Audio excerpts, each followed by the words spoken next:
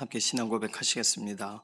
전능하사 천지를 만드신 하나님 아버지를 내가 믿사오며 그 외아들 우리 주 예수 그리스도를 믿사오니 이는 성령으로 잉태하사 동정녀 마리아에게 나시고 본디오 빌라도에게 고난을 받으사 십자가에 못 박혀 죽으시고 장사한 지 사흘 만에 죽은 자 가운데서 다시 살아나시며 하늘에 오르사 전능하신 하나님 우편에 앉아 계시다가 저리로서 산 자와 죽은 자를 심판하러 오시리라. 성령을 믿사오며 거룩한 교회와 성도가 서로 교통하는 것과 죄를 사하여 주시는 것과 몸이 다시 사는 것과 영원히 사는 것을 믿사옵나이다. 아멘. 찬송가 337장입니다.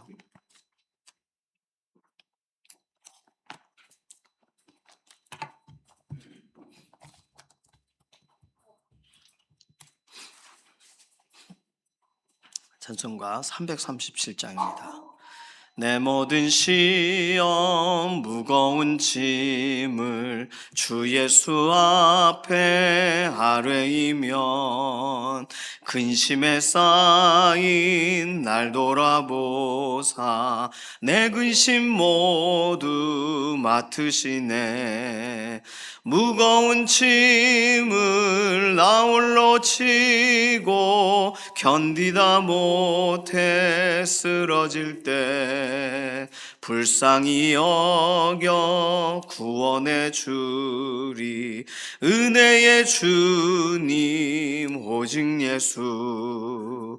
내 모든 괴로움 닥치는 환난 주 예수 앞에 아뢰이면 주께서 친히 날 구해 주사 넓으신 사랑 베푸시네. 무거운 짐을 나 홀로 지고 견디다 못해 쓰러질 때 불쌍히 여겨 구원해 주리. 은혜의 주님 오직 예수. 내 짐이 점점 무거워질 때 주 예수 앞에 아뢰이면 주께서 친히 날 구해 주사 내 대신 짐을 져주시네. 무거운 짐을 나 홀로 지고 견디다 못해 쓰러질 때 불쌍히 여겨 구원해 주리. 은혜의 주님 오직 예수. 마음의 시험 무서운 죄를 주 예수 앞에 아뢰이면 예수는 나의 능력이 되사 세상을 이길 힘 주시네. 무거운 짐을 나 홀로 지고 견디다 못해 쓰러질 때 불쌍히 여겨 구원해 주리. 은혜의 주님 오직 예수. 아멘. 사회와 경제 관련된 기도 제목이 오늘 첫 번째 기도 제목입니다. 우리 가정의 경제와 사회의 경제를 하시는 하나님, 우리의 낮아진 부분들을 다시금 평탄하게 하시고 고르지 못한 부분들을 온전하게 하셔서 하나님의 선하신 공급을 오늘도 경험하고 체험하는 하루가 되게 해달라고, 우리 가정의 필요들, 우리 사회의 필요들, 또 우리 다음 세대들, 특별히 사회 초년생들이 하나님께 소망을 두고 행한 모든 일들에 기한전에 열매가 떨어지는 일들이 없고 선한 결과들을 경험하는 하루가 되게 해달라고 맡겨드리는 기도가 필요하겠습니다. 특별히 산업과 사업과 연관돼서 기도해 주시면 되겠어요. 두 번째 기도 제목은 연약 한가운데 계신 교우분들을 위해서 기도해 주실 때, 문동길 집사님이 병원에서 이렇게 나오라 그래서 이제 통원 치료하는 방식으로, 병원에서는 이제 뼈가 붙어야 되는 문제니까 더 뭘 할 수 없는 부분도 있겠죠. 그래서 퇴원은 하셨지만 뼈가 계속 붙도록 위해서 기도해 주시기를 바랍니다. 이경자 권사님, 또 최종원 권사님, 이혜신 권사님, 김명래 장로님 이렇게 병원에 계신 분들이세요. 병상에서 붙드시고 오늘 연약한 부분을 하나님께서 오늘도 생기를 불어넣어 주시고 회복의 회복을 더해 달라고 맡겨드리는 기도가 필요합니다. 치료 중이신 분들이 이경환 사모님, 또 이경래 집사님 남편 장기영 집사님, 그리고 장기희 권사님, 그리고 주은영 간사님은 아직 치료를 못 하시고요. 계속 검사 중이세요. 주은영 간사님 위해서 기도해 주실 때는 통증이 너무 심하셔가지고 통증이 감해질 수 있도록 위해서 기도해 주시기를 바랍니다. 김사흥 집사님, 이천재 집사님, 전순화 권사님, 지문길 권사님은 수술을 하셨지만 수술 이후에 계속 여러 가지 증상들이 있으시고 회복이 필요한 분들이십니다. 위해서 기도해 주시기를 바랍니다. 염증 때문에 힘드신 분들이 오세천 장로님, 배미아 권사님 이렇게 몸의 상태들을 호전시켜 주셔서 오늘도 약한 부분들을 하나님 회복시켜 달라고 맡겨드리는 기도가 필요합니다. 윤춘덕 장로님, 이규희 장로님, 서성대 장로님, 김숙자 권사님, 정수길 장로님 건강을 위해서 기도해 주시기를 바랍니다. 이신영 자매님, 조성석 성도님 의사의 진단을 넘어서 하나님께서 오늘도 그 육신에 실제적으로 붙드시는 역사로 함께 하심을 드러내 달라고 건강과 연관돼서 기도하는 분들이 계셔요. 위에서 꼭 기도해 주시기를 바랍니다. 오늘 그 투표가 있는 날이세요. 전국에서 지방선거가 진행이 됩니다.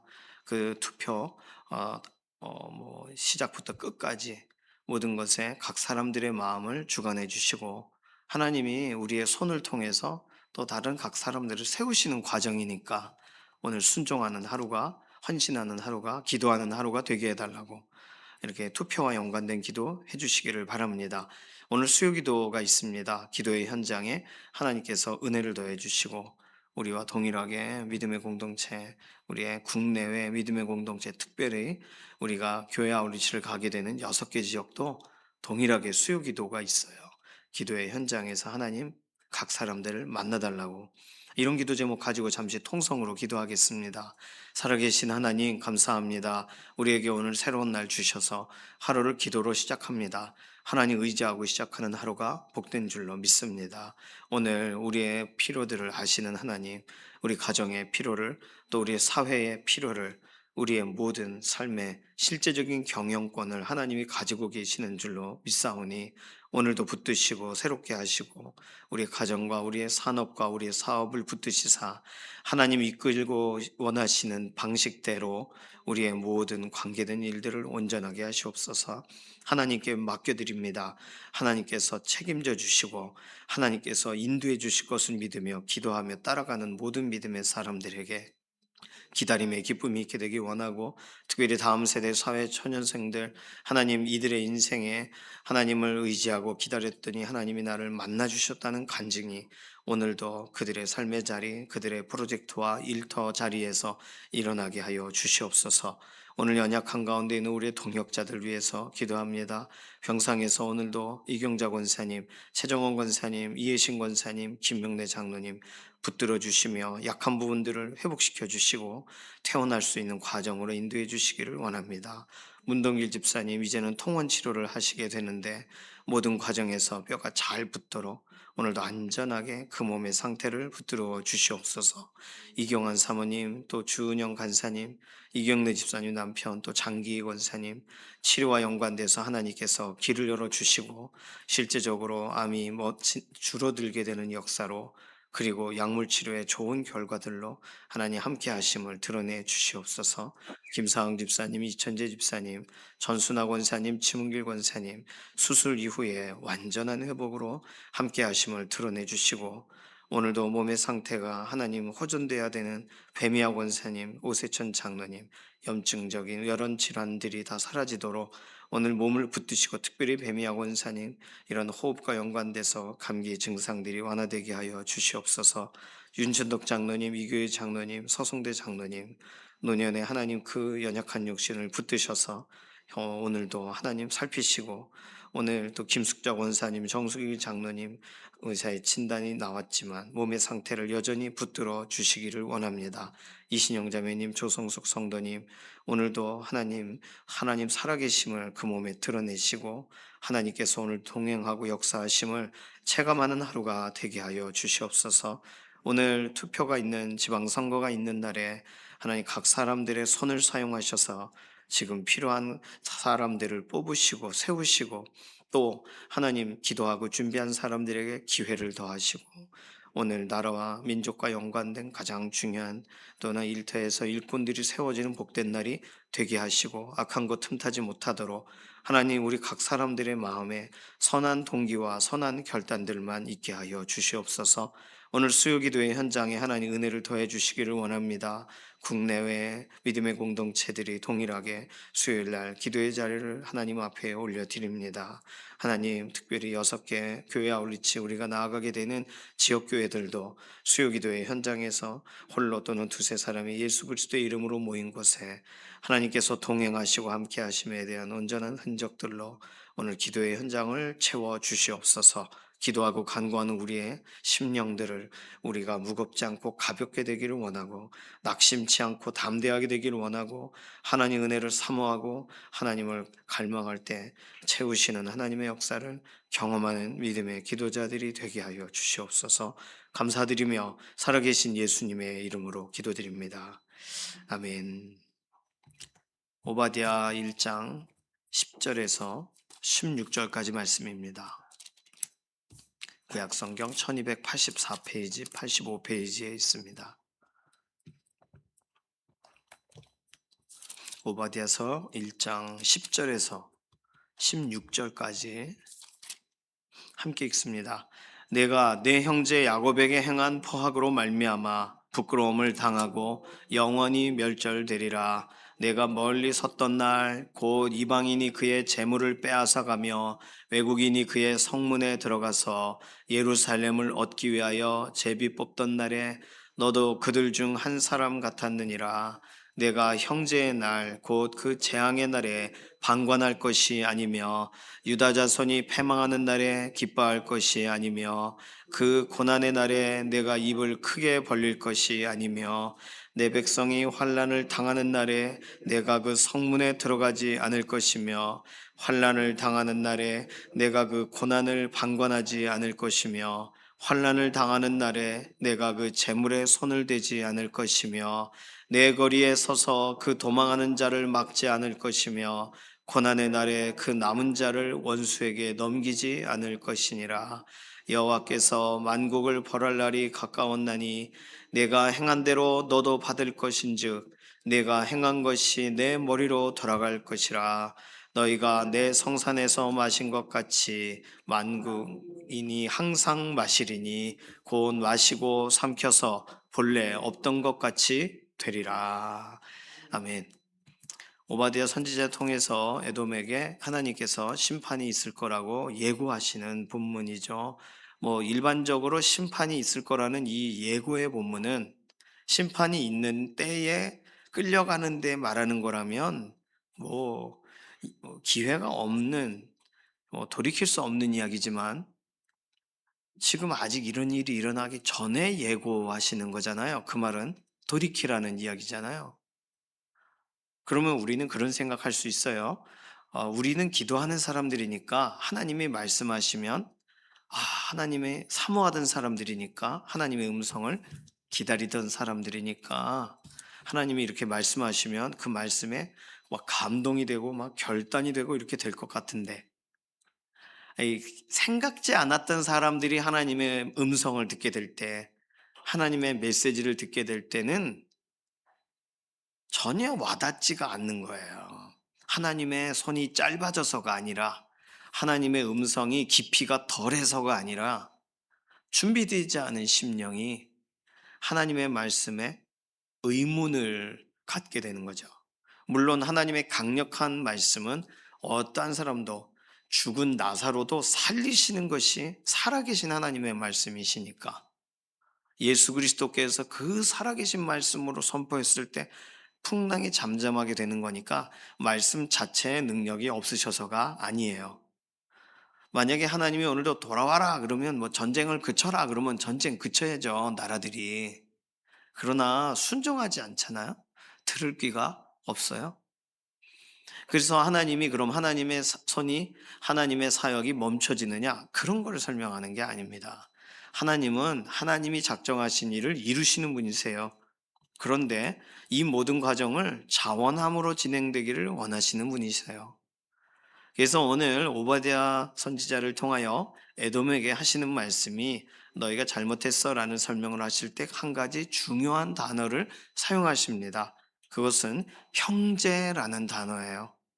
10절에 내가 내 형제 야곱에게 행한 포악으로 말미암아 부끄러움을 당할 거다. 네 형제가 야곱이다. 에돔은 에서의 후손이잖아요. 에서와 야곱이 형제잖아요. 그거 다 까먹고 다 잊어버리고 살고 있는 거예요. 그러니 오늘 이 형제 관계를 설명하시는 하나님, 오늘 형제에 관련된 단어들이 여러 차례 나와요. 12절에는 내가 형제의 날, 곧 그 재앙의 날에 방관할 것이 아니며, 형제의 날. 그날이 형제의 날이었어요. 구경하러 가는 날이 아니라 그날이 아유 괘씸한 그 어, 민족 잘 됐다 이렇게 고소해야 될 날이 아니라 안타까워해야 될 날인데 그날 에돔 족속이 뭘 했는지를 상세하게 하나님이 기억하고 계십니다. 에돔이 심판을 받는 그런 이유로 어저께 본문은 교만했다. 마음의 문제가 에돔에게 있었다. 마음이 지각이 없고 교만함으로 자기 자신을 속이고 이런 설명들이 어저께 주되게 나왔어서 오늘은 어저께가 마음의 문제라면 오늘은 실제적인 실천적인 문제인데 그 문제는 뭐냐면 이들이 포학했다는 것입니다. 포악하고 포학하고는 달라요. 포악한 마음으로 학대하는 것이 포학이에요. 그러니까 실천적인 단어죠. 성품에 대한 말이 아니에요. 성질이 포악해. 이럴 때 그런 부분이 아니에요. 실제적으로 포악하게 행동을 했어요. 언제? 형제의 날에. 형제들이 잡혀가고 형제들이 어려움을 당하는 날에.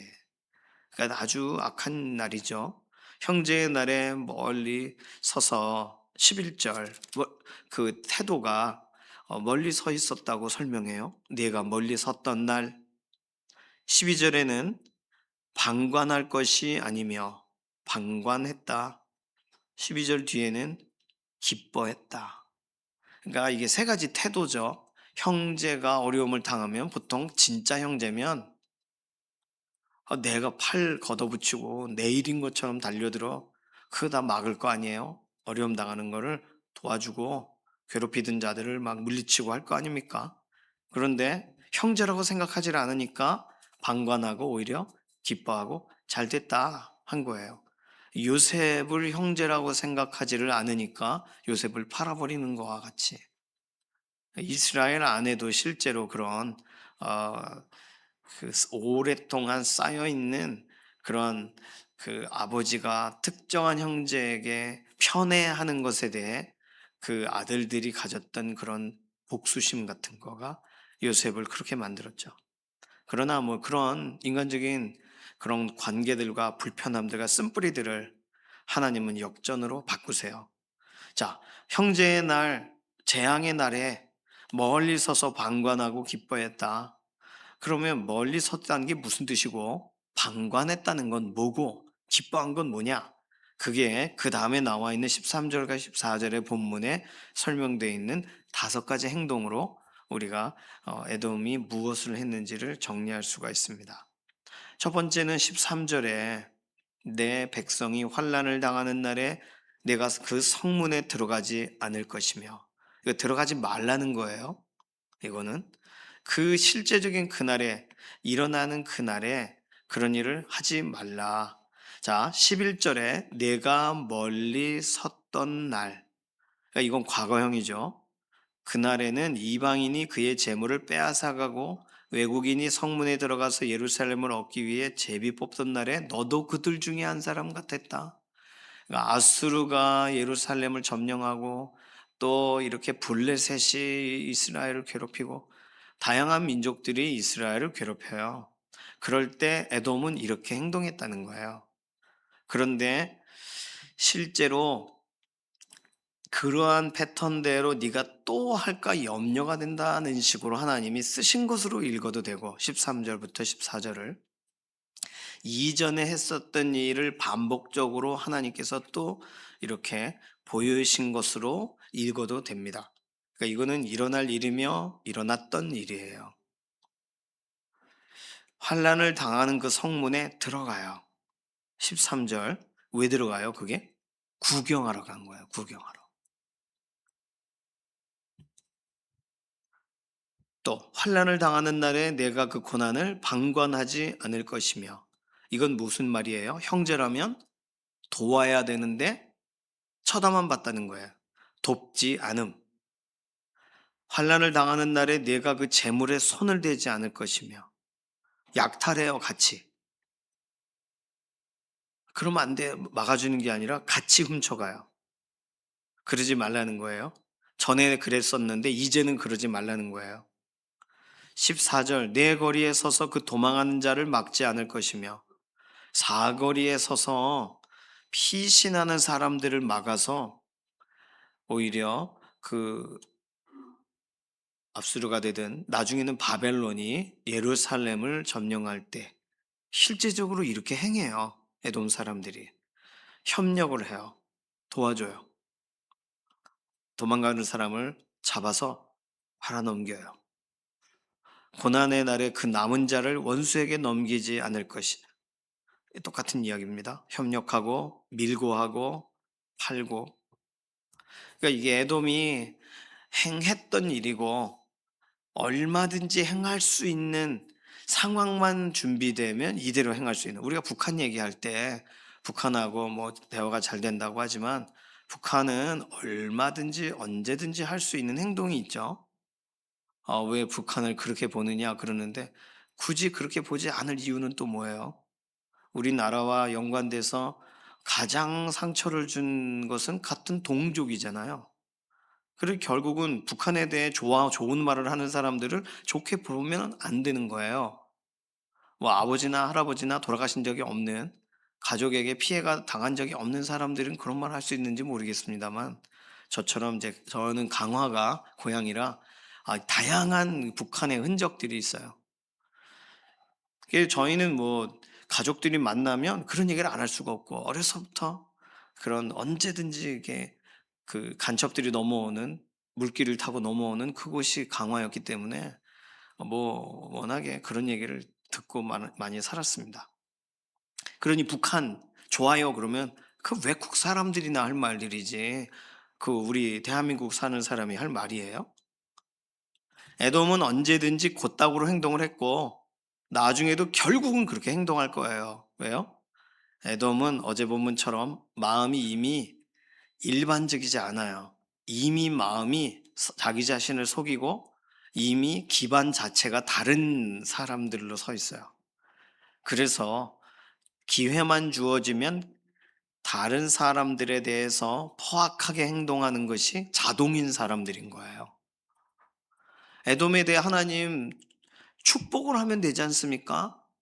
우리는 축복할 수 있어요. 에돔 사람들. 근데 하나님은 아시잖아요. 오고 오는 유구한 세월 동안 하고 있는 행동들을 아시잖아요. 그거를 좋게 봐주지를 않으시는 거예요.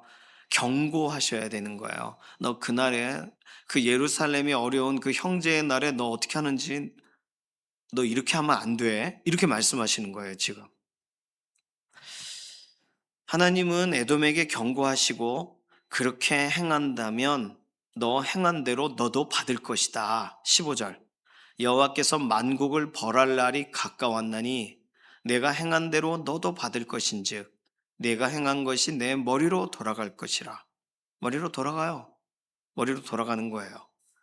만국을 벌하는 날 여호와의 날에 어떤 일이 일어날 것인가에 대해 하나님은 설명하세요. 게다가 그날이 가까웠대요. 자, 오바댜서 본문은 예루살렘이 멸망한 때에 쓴 본문이 아니에요. 북이스라엘도 아직 존재하고 남유다도 아직 번창할 때 에돔을 향하여 예고성으로 말하는 본문입니다. 그런데 아직 예루살렘이 어려움을, 물론 예루살렘이 아수르에게 어려움을 당할 때 에돔이 했던 행동을 보고 너 바벨론이 와서 힘들게 하던 예루살렘 멸망의 날에는 너 그렇게 하지 마라, 이런 말씀을 하시는 거겠죠. 로마가 완전히 이스라엘을 점령하고 예루살렘 막 다 폐허를 만드는 그때 너 그렇게 행동하지 마라 라고 말을 하시는 거겠죠. 그런데 이후에 일어날 사건보다 더 빨리 가까이 와 있다고 말씀하시는 게 하나님의 날이에요. 15절. 여호와께서 만국을 벌할 날이 더 가까워요. 에돔이 그렇게 행동할 날보다. 지금 하나님이 어느 정도까지 이 심판에 대한 설명을 하시는 건지에 우리는 무게감을 가져야 됩니다. 우리는 체감이 안 되니까 러시아 좋아, 중국 좋아, 북한 좋아 이러는데, 하나님이 유구한 세월 동안 그 나라에 대해 판단하고 기준을 삼으신 것을, 그 무게감을 똑같이 받아들이며 우리는 나라를 대한다라고 하면 오늘 15절과 같이 우리는 받아야 되는 거예요. 여호와께서 만국을 벌할 날에 너 행한 대로 너 받는다. 지금까지 했던 네 태도 그대로, 지금까지 했던 악한 행동 그대로 너는 벌을 받을 거다가, 하나님이 지금 오늘 앞부분에 10절부터 14절까지 말씀하시는 이유라는 거예요. 그날이 가까웠어요. 너무나도 가까워요. 그래서 그날에는 동일하게 벌을 받을 거니까 아직 하지 않은 일이지만 언제든지 기회만 되면 할 그 행동을 하지 말라는 거예요.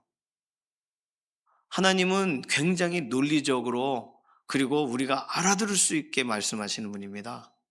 그냥 이렇게 던지시듯이 알아서 그 이해해라 라고 말씀하시는 분이 아니세요. 그러니까 나는 죄를 짓지도 않았는데 왜 자꾸 나한테 회개하라고 그러실까? 가만 내버려 두면 죄의 상황이 조금이라도 생기면 거기로 달려가니까 회개하라는 말씀을 먼저 하시는 거예요. 사람들은 회개할 게 없으니까 지금은 내가 죄를 짓지 않았고 회개할 것이 없다 이렇게 생각하지만, 지금까지 그의 삶의 태도와 그가 언제든지 가변될 수 있는 성향과 또 그가 지금까지 했던 전적에 따르면 어떠한 일이 생길 경우에 충분히 이것은 돌이킬 수 없는 상황이 되니까 회개하라는 말을 하는 것이라고 들어야 되는데 말이죠. 그러니까 오늘 우리는 하나님의 말씀을 내 상황에 비춰서 보는 건, 그건 어떻게 보면 두 번째 적용 방법입니다. 내 상황과 상관없이 받아야 되는 거예요. 내가 어떤 상황인지 어떤 상태인지를 거울을 바라보시듯이 명확하게, 아주 투명하게 직접 보고 계신 분이 하나님이시고, 나는 내가 나를 거울에 비춰봐도, 그 남자들은 그렇잖아요. 거울에 비춰보면 근데 굉장히 날씬하게 생각한다잖아요. 자기 자신을 뚱뚱한데도. 보고 싶은 대로 보는 거예요. 거봐, 괜찮지? 이러면서. 여자분들은 분명히 날씬한 분인데도 난 너무나도 뚱뚱해. 이렇게 생각한다잖아요. 내가 보고 싶은 대로 보고 있어요. 하나님은 나를 객관적으로 보시는데. 에돔을 향해서 하나님은 지금 객관적인 말씀을 하고 계신 겁니다. 사람들은요, 좋게 여겨줄 수 있어요. 축복할 수 있어요. 하지만 하나님은 속지 않으세요. 하나님은 사람에게 의탁하지도 않으시지만 사람을 믿지 않는다라는 말은, 그가 지금까지 행동한 모든 것들에 대해 하나님은 대비하셔서 그에게 돌아오라는 말씀까지를 하시니까 하나님이 의탁하지를 않으시는 거죠.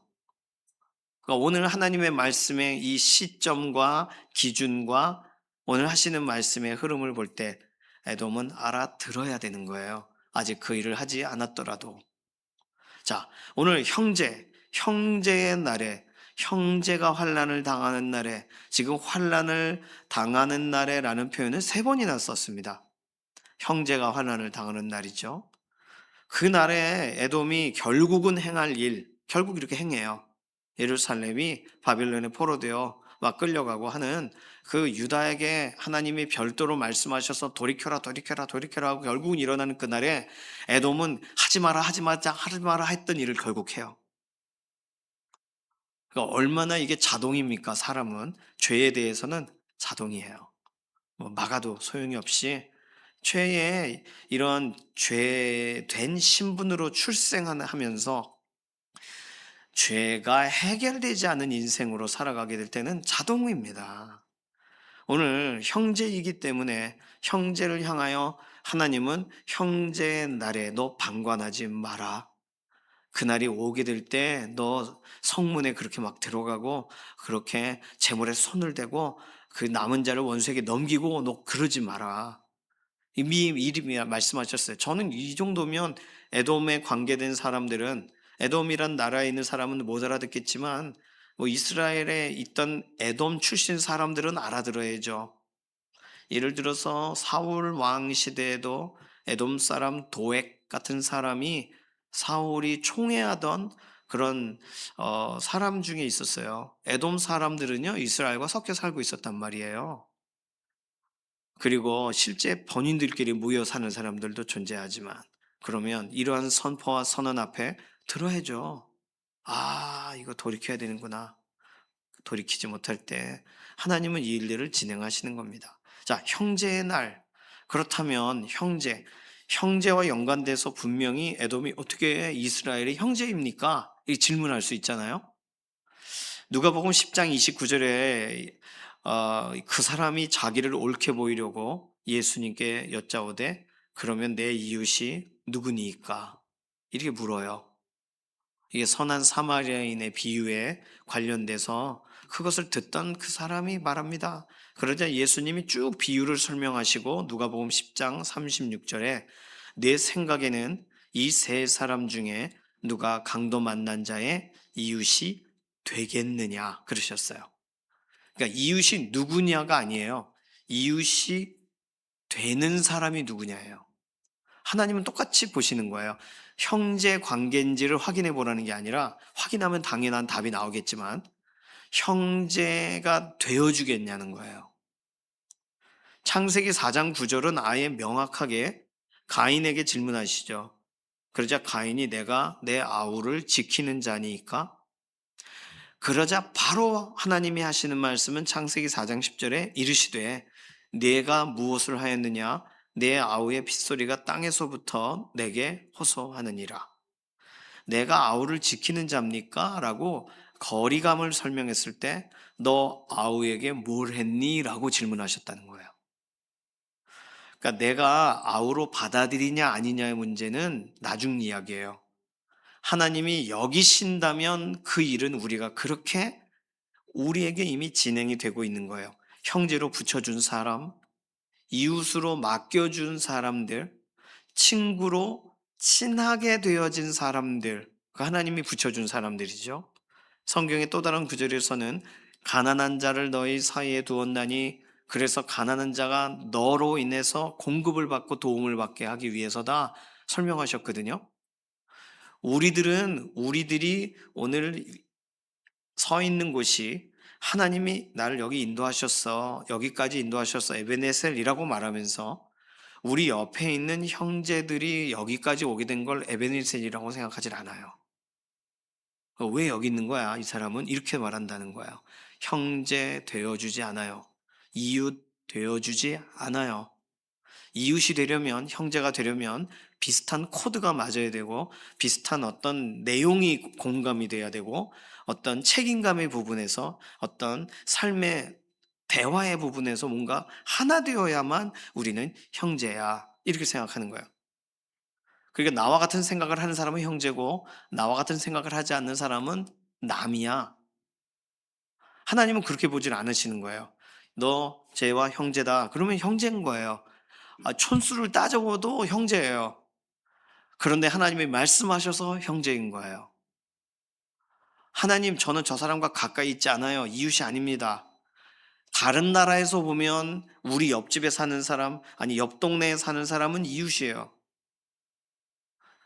오늘 이곳에 우리 집 사람들끼리면 옆집이 멀리 있는 사람이 형제가 아닐 수 있지만 미국에서 우리나라에 서로 우리 안에 있는 사람들끼리 관계가 어떻게 되냐, 촌수가 어떻게 되냐, 그러면 형제죠.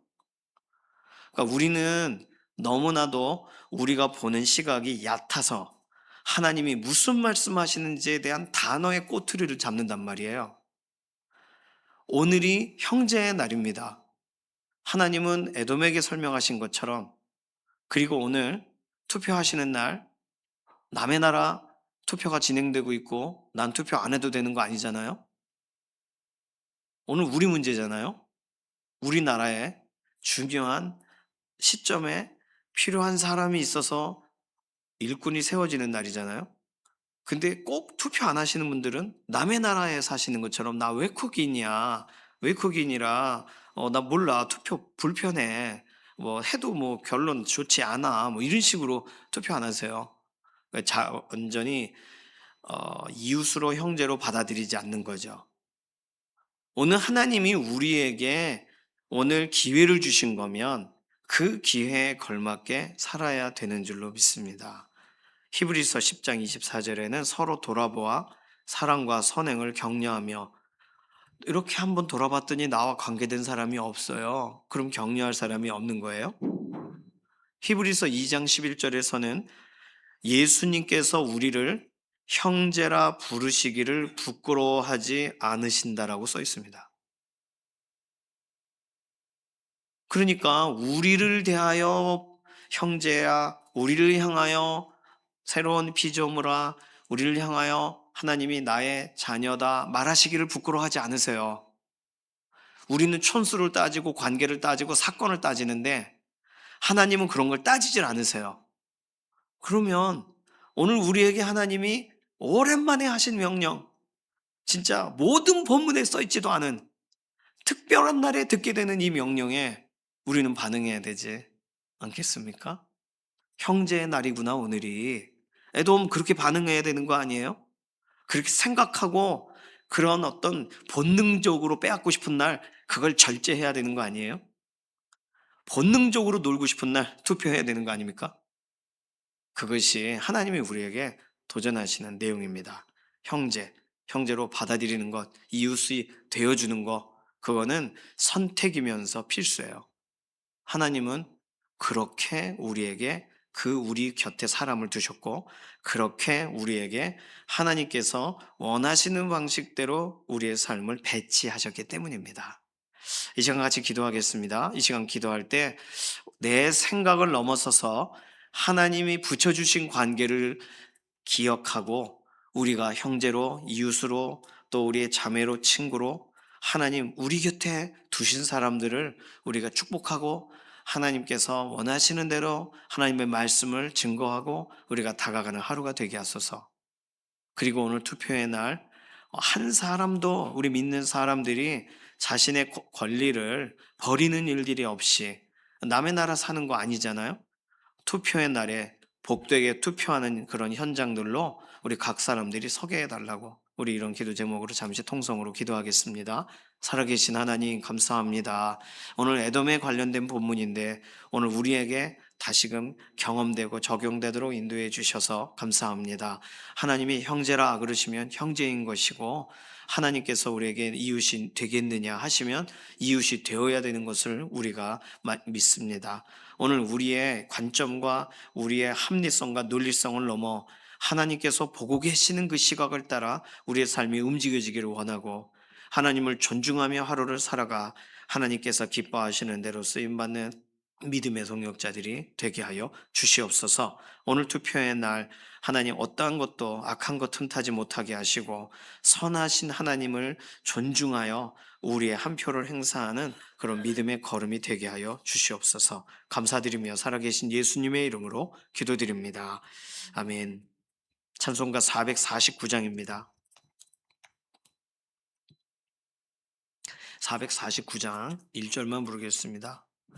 예수 따라가며 복음 순종하면 우리 행할 길 환하겠네.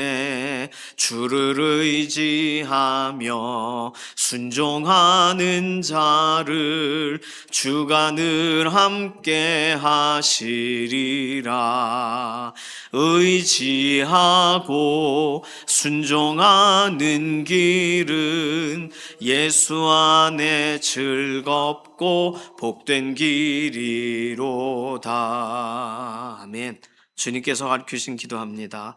하늘에 계신 우리 아버지여, 이름이 거룩히 여김을 받으시오며 나라의 임하옵시며 뜻이 하늘에서 이루어진 것 같이 땅에서도 이루어지이다. 오늘날 우리에게 일용할 양식을 주옵시고 우리가 우리에게 죄 지은 자를 사하여 준 것 같이 우리 죄를 사하여 주옵시고 우리를 시험에 들게 하지 마옵시며 다만 악에서 구하옵소서. 나라와 권세와 영광이 아버지께 영원히 있사옵나이다. 아멘.